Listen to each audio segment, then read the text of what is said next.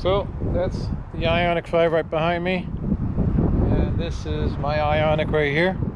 By the way, before we start this particular video, I want to give credit to Nathan Russell-Meharry.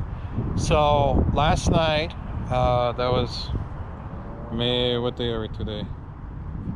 May 29th. So last night, May 29, Russell came over here, spotted this Ioniq 5 and this Ioniq 5. So there's two of them here right in front of the Hyundai headquarters. Russell spotted them, put them up on the Canadian Electric Vehicle Owners Group. So I'll give him credit for that. He was the first one to discover these. Now, I had a feeling they would be here though. My office is only 5 minutes in that particular direction, right over there. So I'll turn it around. Right over there. If you go down that way on Warden, my office is over there. But my office is closed because of the pandemic. So I haven't been in this area for a while, but this was one of my regular stops here to charge, although these chargers right now seem to be disabled. All four of these level 3s. And that's the Buttonville Airport right above us. There's the plane. So, what I'm talking about here, basically the Buttonville Airport is over there. I was going to take my drone up and just fly it around circles, you know, with this guy, but can't do that. Really cannot do that because of the airplanes flying overhead, so drone restrictions on. Anyway, yeah, so we're gonna start reviewing this in a few minutes, okay? Be right back. Okay, so I am unable to charge these chargers. They basically say temporarily. Okay, so right there. So when I tried to scan it in, basically it says that it's unable to charge it up because it says card not activated. So I can't use these level 3 chargers, and there's 4 of them. Now this one is interesting because this one actually has a sign on it. It says temporarily unavailable. So right there, take that down. Make sure it's nice and taped, but temporarily unavailable. So it could be just basically because of the new cars here.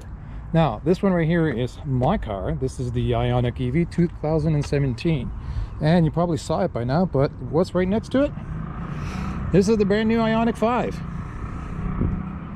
So this is probably a pre-production model, or they're just using it for demo. There's one here and there's one right over there.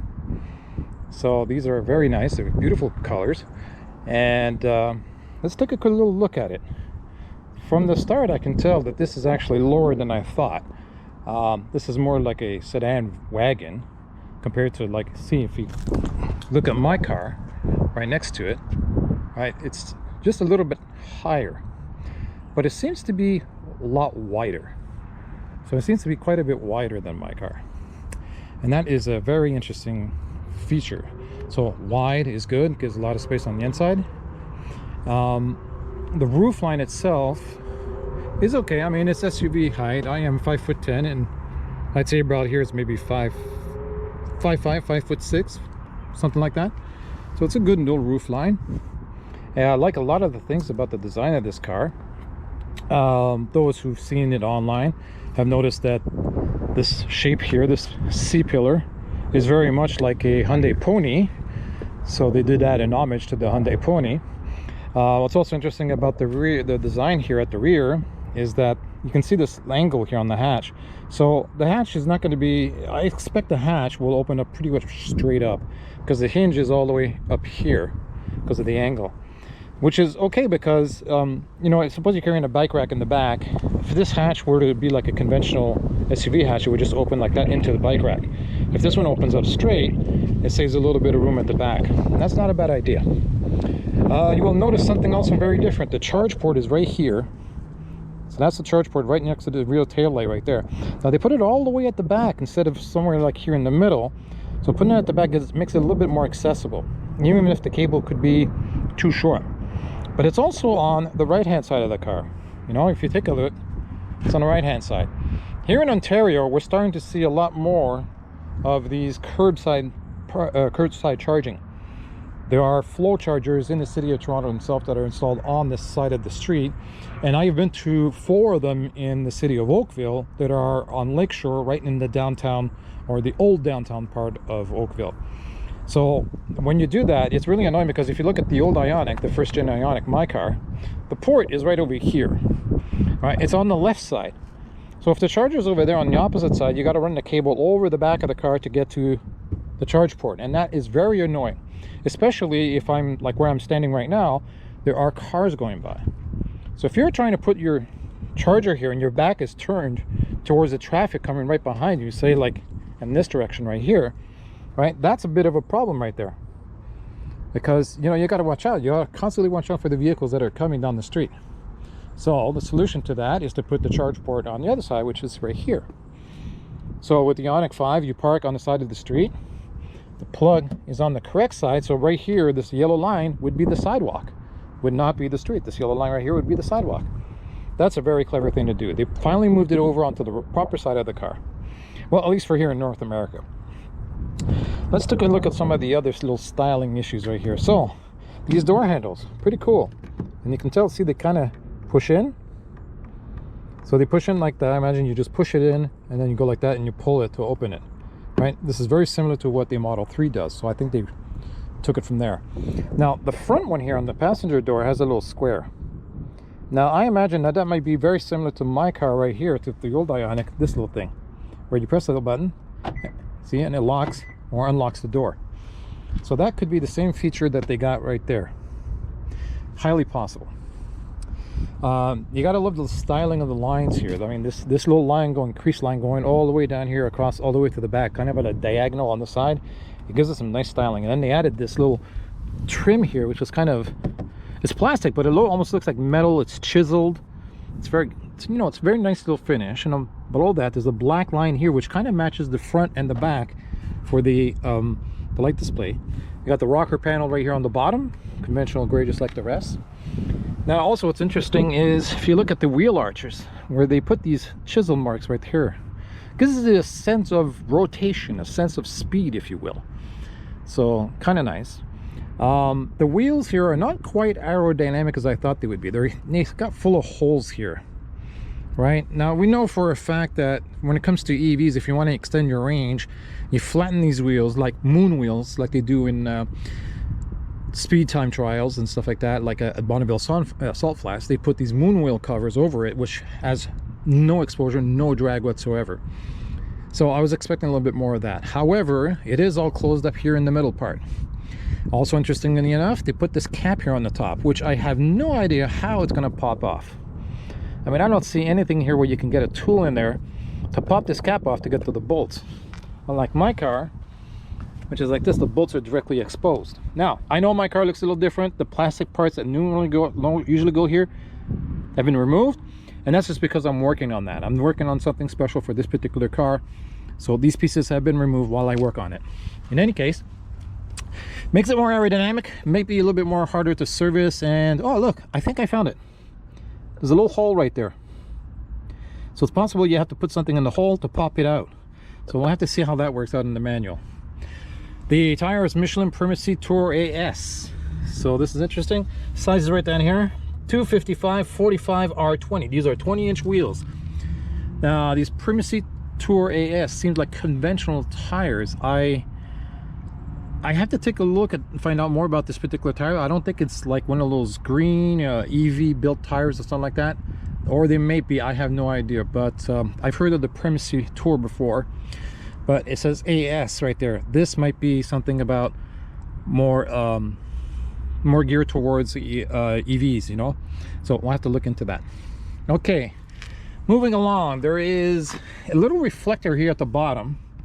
Kind of seems a little out of place, but that's a legal requirement to have a reflector on the side, at the back, and also one at the front. We'll take a look at the front later on. That's obviously a radar for the parking assist, and you can see right here you got this little touch button, so you can kind of touch. I imagine you press right there, like something like right there, and the whole door pops open.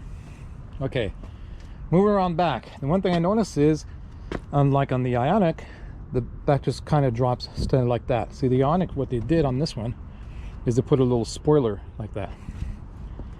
Right, so then you see these matrix lights at the back go all the way across. You can see the squares for the matrix display, and this one right here in the middle, probably backup lamps, and there's another one right there. So it goes all the way across the back like this, all the way across the back. That's very nice, very nicely done. This right here is a chrome trim. Just there to be beautiful. That's all it is. Just there to be beautiful. Now, I imagine that this right here might be some kind of a sensor, this little black strip right there. Not too sure. It just looks a little bit out of place. There must be a reason for that. The backup camera is down here, manufacturer place, MFR. And right here you can see underneath here, it does there, right there, I felt it. Right underneath here is the release button. So if you want to open up the trunk, you can probably go in here, grab that, and it'll pull the trunk up. Right? So it's a little lower. So if you're standing here, I'm used to having it at about this height. So now you got to reach down here. I can feel it right now. I'm pressing on it right now, nothing's happening, but it's right down here, right next to the camera. So at least it's next to the camera, so you kind of notice where it is. That's good. Okay, we got more radar sensors and right here in this little black part right here. We got more there across. There's this nice little slit here, which is actually just for show. Nothing going on there at all. Not too sure how installing a trailer hitch would work with this because of the angle of this, and because you can feel that there's a panel underneath here. Right, so I'm not too sure how you would fit a trailer hitch. Right here, these are reflectors. I'm pretty sure. I don't think these light up. I don't think it's a turn signal, but it carries on with this chiseled look that we saw on the side, which is good styling. But they are just plain Jane reflectors, like what I had on the back. Now, it's interesting to see the similarities. If you look at my old Ioniq, you can see these little lines here leading to the vertical reflector right there. So they kind of carried this over, like that. Now, there's something we just noticed. If you look at mine, you can see this little cap here. That's for the tow hook. So let's look for that over here on the Ioniq 5. You gotta have a tow hook somewhere in the back. Oh, and I believe that's it right there. That little square cap right here could be the tow hook right there. I think so. So you would pop this open, put in your bolt for the tow hook, and then you can pull it out of whatever bad situation you got yourself into. So far so good. Now, like I said before, I absolutely love this matrix thing at the back. There are some of these that look different. They look like actual lights, and these ones are just like plain. So there could be different types of LEDs in there, and it's highly possible that some are like white because they're backup lamps or signal lamps or something like that, and the other ones are just there for appearances to give it, you know, like a red glow. So I think the red, if I remember correctly from the screenshots and the videos I've seen, the red here is a box. So it's possible that this whole entire thing at the back could light up red. So that's an interesting design. I absolutely love it. I think it's gorgeous, even when it's parked. I mean, look at it from here. Isn't that just fantastic? Okay, so the hatch, and right here is the high mounted brake light right there. Also looks like it's very LED. The styling is squarish, very much follows with the tail lights down here. There's also this airflow right there. So it seems to have a little bit of a kind of an integrated spoiler here, where the air comes from the top right there, comes down from the top, goes in here, gets deflected somehow, follows this ledge right here before it runs off instead of going straight down. So there's a lip spoiler right down here in the middle. That's an interesting design element, and I bet you it's for aerodynamics to increase range. Also, as well, as you'll notice that, and you can see this sometimes on some other EVs that have a hatchback, is these side extensions here like that, where the glass here is not completely flush with the side, when it doesn't just go right over, unlike my wife's SUV, or even for that matter this one. Mine is completely flush, but I got a way flatter angle. This angle is not quite as flat as mine. So I imagine this is when the airflow comes across here, right, it gets, this is a little bit like a spoiler where the air gets pushed back, so that reduces turbulence. So it's got to be something with the aerodynamics. Very interesting design cues or direction. Shark fin spoiler on the top, perfectly normal. More radar sensors. So far so good. Now, also of interest is these windows on the side. It follows a very conventional design like mine, but let me just go back to the Ioniq, my Ioniq. So I'll be right here, and we'll go back and forth between the two cars, okay? You can see here that they made progress as far as this rear window is concerned. First of all, the window is much wider, and it's got this one single piece here, which seems to be relatively flat, you know, compared to the bodywork. Although I am seeing a bit of a questionable, I don't know if it's quality, because the door panels are fine, but this is almost flush, and right here you can feel that there's a bit of a resistance where you can see from this angle. It looks like it may be done on purpose to do that. Not sure why, but it's far less complicated than, say, on the old Ioniq. On the old Ioniq, we got this ledge here basically that, you know, is designed to essentially, well, I don't know, stop the airflow. I guess it's kind of ridiculous.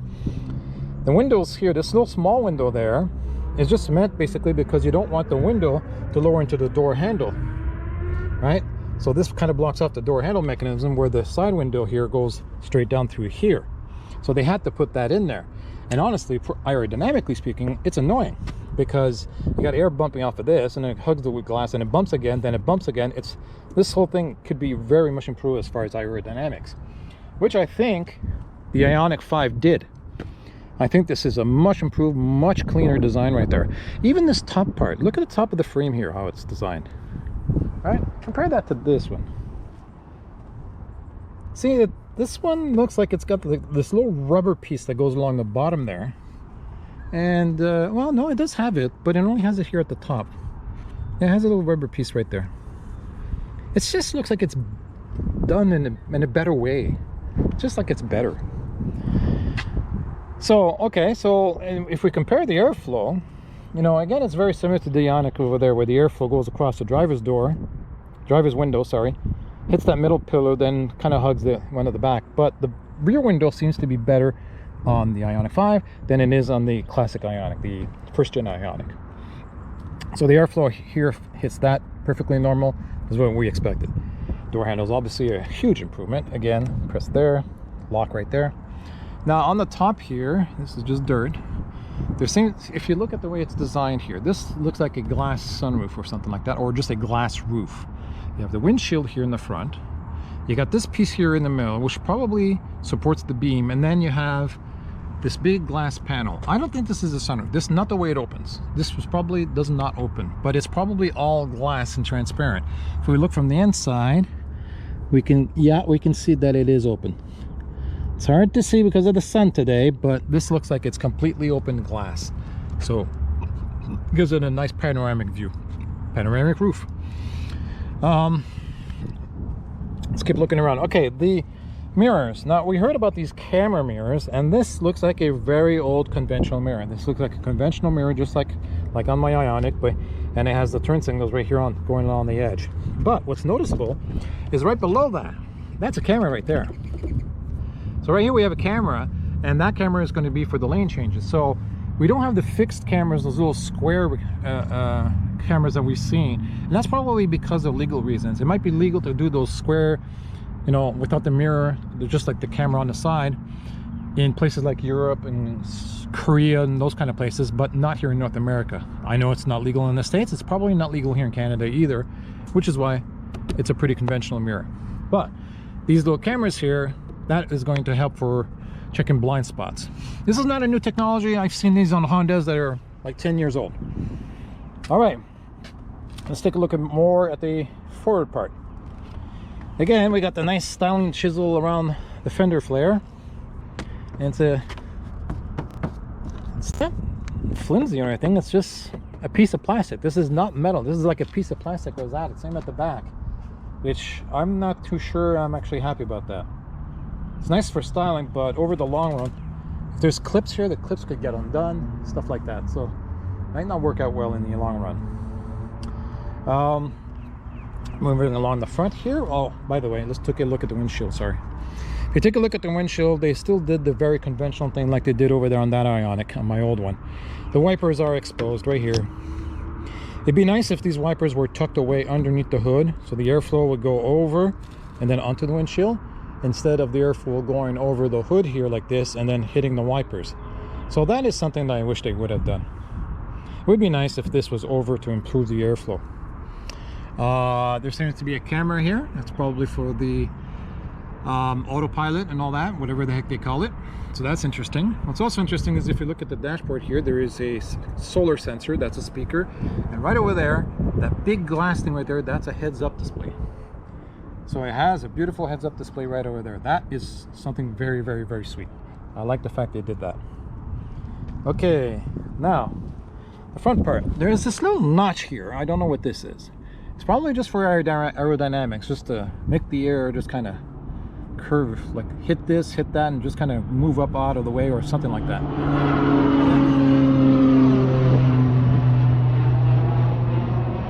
Sorry about that. We are right next to Buttonville Airport, just to the north of here, so that's what we're seeing. Anyway, here's the headlights. Now, if you take a look at very closely, I noticed earlier that we had back there, we had a reflector on the side, and there isn't one here outside. It's actually tucked in there. Look at it. See, the reflector is in there along on the side of this block, which is, and there's see, that's very unusual. When you look at the classic Ioniq, the first gen, the reflector is here in the headlight as well, but it's here on the outside edge. And on the new Ioniq 5, they moved it to the inside right over there. That's an interesting design choice. I would have put that over here. So it's very unusual, very unusual. And you can see the chisel marks here. So, you know, these squares, they're really going along with this matrix thing, right? So everything's like a square matrix, little squares all over the place, and little cubes and all that. Now you can tell that this part is the running lights, LED running lights, and turn signals. As far as I know, they also blink yellow when you change lanes. And back there is the actual headlight itself. LED probably, but it's got a special lens to dissipate light or amplify it or something like that. So more than likely that these were the low beams, and here in the middle is the high beams, as usual, right? Now, what you did do, and you can see the matrix again here on the side, is this is still a very conventional headlight. It ends right here.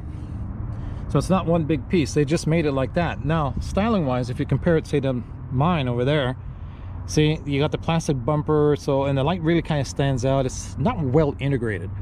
They did a better job with the integration in this one, because it does look like it's a one piece. To somebody who's not really looking, this looks like a one piece and that's it. But it is in fact a separate light cluster. So to service this car, you'll probably be able to take this whole light cluster out, you know, and you know, repair it if it gets broken or something like that. Anyway, moving down, we can see the chiseled look again. It's usually, I'm not a fan of these things, but the execution on this car has been really, really good. It looks really nicely done. Radar sensors as well. I think we saw one over here on the side. Yeah, there it is. Radar sensors for parking. That's for the tow hook again. Now this piece right here is just a separate piece of chrome trim. Doesn't light up or anything like that. Now what's also interesting is, like, if I look here carefully, I can see kind of a matrix. I don't know if you guys can see it well on the camera, but there's a kind of a matrix black thing going on in the back here. I don't know if this panel lights up, but there's a very, very subtle square matrix grid thing going on here in the back. That right there is a camera in the front. Now that's interesting. So is this camera coupled with the camera up there in the windshield used for autopilot, or is this for showing the front, or is this for recording? Does this car come with the equivalent of, say, the Tesla Sentry mode? Interesting. Don't know what's going on here. Could be just a styling thing, just like the one we saw at the back. Questionable. So here we got some negative points. You can tell right here there's screw holes. They already destroyed this poor little car. It's brand new. But these screw holes right here were probably meant to hold the plate holder. So I don't like that already. So that's bad marks right there. I mean, I already got the problem over there where they did the same thing to mine. They just drilled it right into the plastic piece right there. And it actually fell out, which is why, if you look over there, I actually have a relocated plate mount in the tow hook, like right here. So it's a bolt that fits in there. Another plane. Which one is this one? Well, that's a nice one. Wouldn't mind flying that. So anyway, I had to relocate it because the plate just fell off the plastic mounts when I went to a car wash, you know, the ones with the brushes. It put so much strain on the plate holder that it fell out. So it's just a metal bolt with a metal panel, and then you screw the license plate onto it like that. So I prefer that kind of mount. It's more solid anyway. But now we're gonna have this. So anybody looking to buy one, yeah, try to make sure the dealership does not screw in that mount first if you really want to put it over here, because what I'm going to do on mine over there with the black is I'm going to try to wrap it. And because of those 4 holes which are destroying the look of the car, I'm going to put like a carbon fiber wrap. But here on this car, that would be a problem. That would definitely be a problem. Moving on, more styling strip here, and there's a slit. See, my fingers fit in there. There is an air slit right here, and these look like flaps. See, there's an extra piece here. Oh, it is a flap. See, you can push it down. So I imagine what happens is when you get to a certain speed, if there needs to be more airflow, these flaps here, they must open up. They must open up these flaps to let more air into the radiator to cool things down. So a lot of other car reviewers did not notice that. And we'll keep looking this way, and it's pretty much the same thing on this side. Okay, from the exterior, another note. Panel gaps are they're just pretty good. I mean, they're consistent. They look very consistent just by the feeling. Yeah, that's pretty much the same. And right here, oh yeah, yeah, like it doesn't feel like it's getting wider or narrow. Actually, it gets narrower right here. Here, here's pretty much consistent all the way to about there. Then it gets a little narrower up here around the window, but that could be on purpose. Same thing here. So let's take a look at that. There's a rubber thing here. Interesting. Okay, so the gaps are consistent, but there seems to be a piece of rubber right there to either reduce the noise or to absorb when you close the door. So that's interesting. There's a piece of rubber right there. Right up here. Yeah, it's very consistent. And you look at the top here, I don't see any misalignments for these panels. The glass panel on the top, they look like perfectly straight, no cracks. And back here, looks like the, okay, so this goes down here. How does it, oh, the door is this whole panel piece. This whole piece right here is the door. It goes right there. Yeah, good panel gaps. And we still got that little notch. So that little thing that I was worried about on the other side seems to be perfectly normal. Also interesting is something that I just noticed this. I didn't notice it before. This little piece of plastic going right here. Could be for aerodynamics, to take the air, push it downwards that way. See, if you look at it from here, from this angle, so it's right there, it goes down that way right there. It's a little piece of plastic. So I didn't notice that on the other side. Obviously, if you take a look, you still get these plastic flaps down here, you know, to divert the air away from the tires. A lot of cars have that these days, mine included. And the gaps at the back, very, very good, very consistent. I'm assuming it's going to go like this, like that, and then down this way. Yeah, it's pretty good. Bravo Hyundai, you guys are doing there. Wait a sec, let's compare this. Ah, there is a little bit of a problem. These are inconsistent. This, just by feel, I'd have to have a micrometer or something to measure it, but this looks wider on this side than it is on this side. Yeah, there's a panel gap issue here on the trunk. So this, oh yeah, even here, you can feel it here, here. Okay, let's feel it on the other side. Yeah, this feels much wider. And here as well. Okay, so this trunk is not properly aligned. Let's take a look at this side. That's what it feels like. Okay. Oh yeah, this is narrower. Oh yeah. Okay, so Hyundai, you guys are failing me here. There is a panel gap problem right here around the trunk. The doors look like they're fine, but this trunk here is not aligned properly. It's too much over to this side. It's too much over on the right. So there's a misalignment problem going on. We'll take a look at the other one over there, see if it's a consistent problem. Glass meeting. Okay, that's fine. Although there is, looks like the paint has been lifting here. Let's hope that doesn't happen in the production models. See this black mark right there? All right. Pretty consistent here. This gap right here. Okay, this is like my car. It's a little wider there and it's a little closer down here. I got the same problem here. Narrow, it's a little bit more gap down there. I got the same problem on my car. That happens. Let's just take a look at the other side. Yeah, it's the same thing. This is actually better. These ones are tighter than mine. Okay, now we'll try to take a look at the inside from here, but this is going to be bad because I'm outside. The windows are dirty. Is that you can see it's conventional climate controls. You've probably seen these in other videos. There's that wide screen, which is actually 2 screens, it looks like. And you can actually see this. Yeah, it looks like it says 559 kilometers and P for park. It looks like that stays on all the time right there on the left panel. That is interesting. The shifter is right here. It's on the column. It's no longer buttons on the console like it is in the old Ioniq. Also, there's a little lever below that. But what I like here, what I'm seeing, is if you look behind the steering wheel, you can see that silver part right there. That looks like a shifter paddle. Right? That looks like a shift paddle. Now, if you're unfamiliar with the shift paddle in the first gen Ioniq, let me show you. The first gen Ioniq, basically my car, has these shift paddles right here. So these shift paddles, what they do is they allow on this side, it actually let me see, it increases the regen on this side and it decreases the regen on the other side, so you can control the amount of regen.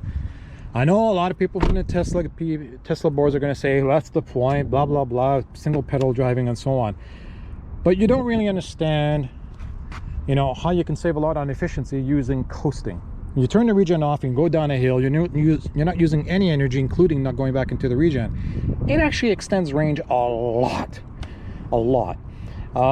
It's really good. It's a good thing to have, and once you drive one of these cars and you get used to it and you understand how that works, you can actually very much extend your range. So I think that there's a shift paddle right there. Now we can take a look right there. See that silver part? It looks like some kind of a paddle. There seems to be a little bit of a gap. We'll take a look from the other side. Maybe we'll see a little better over here because there's some shade and we're closer. Yeah, look at that. See that little piece sticking up? That is definitely a shift paddle. So right there on the steering wheel is definitely a shift paddle. So they've included shift paddles in the Ioniq 5 as well. Beautiful, beautiful. All right, that's the heads-up display right there. There's that big screen, and it has, what the heck is that? Cluster. See that little thing there? There's a little panel, there's a little access panel right there. It says cluster on it. I think you can pop it open and get to some switch or battery maybe? I don't know, it's kind of weird. I don't quite understand what's going on there. Vent right here at the bottom of the windshield. Speaker right there. There. Is there a camera on this one? Yeah, there's a camera on this one too, on this side mirror right there, just like the other one. You can see that.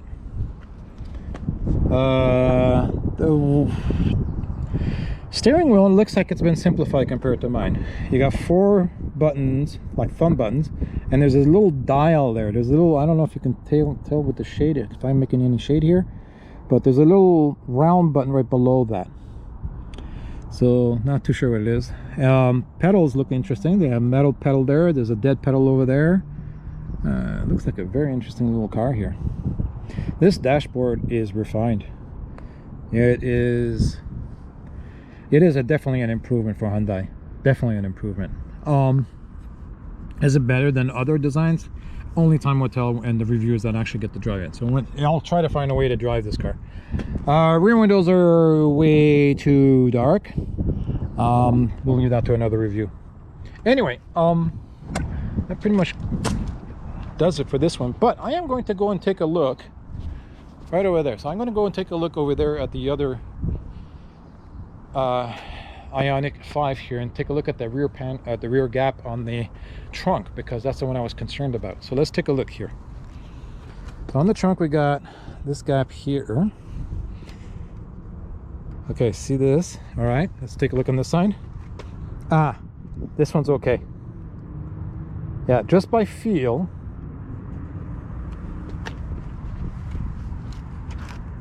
yeah, it's pretty much the same. Yeah, just by the feel here, I mean, I don't got a gauge, it might be off a little bit, but by the feel of my finger, it looks pretty much the same.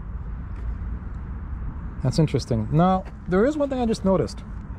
From the top here, these guys are pretty much flush, but on the other side, it's not.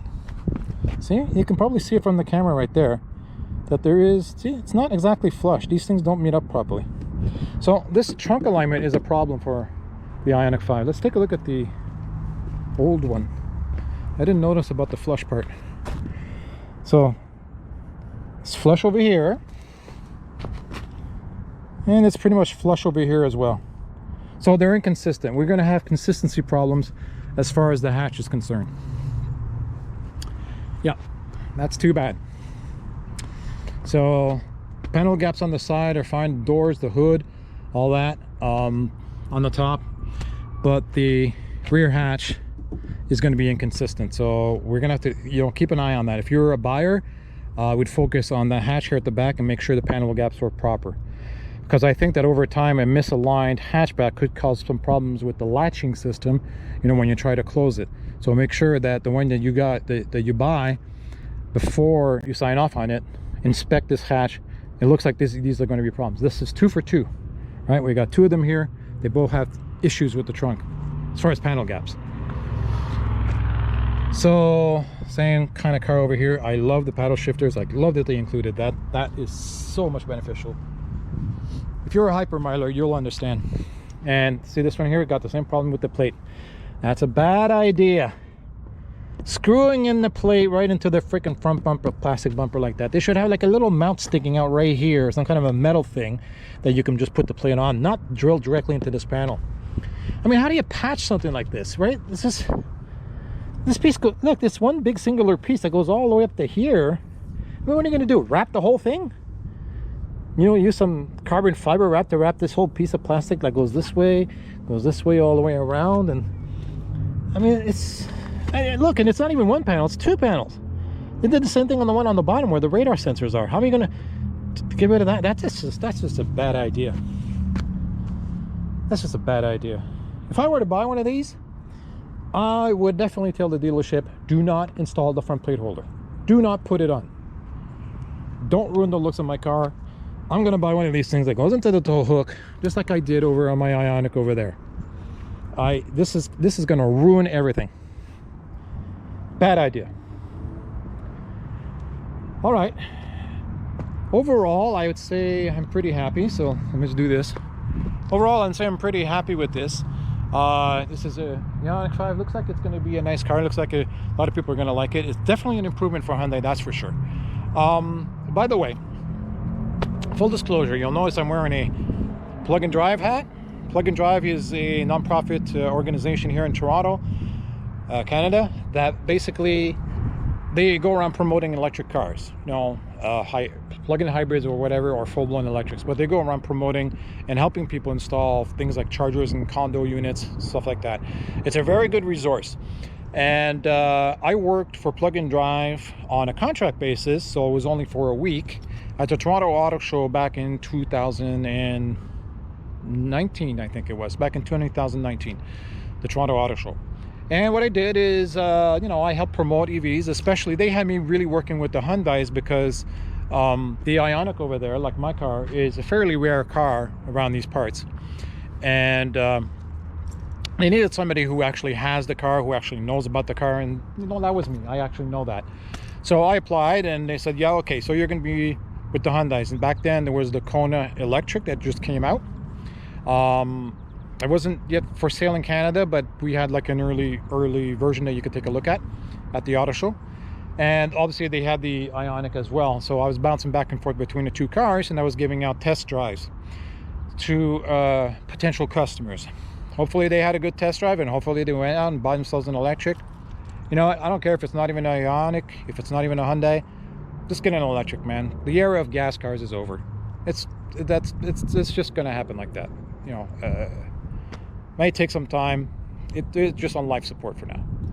So that being said, no affiliation. I'm not being paid to do this, right? I'm not being paid by Hyundai to point to, you know, to point to these cars. This is just me as an enthusiast who happens to like electric cars. And right now I've been looking for other ones like the Tesla Model Y and so on. And a lot of people go around reviewing things like Model Ys, but there doesn't seem that much of a rush for things like Hyundais.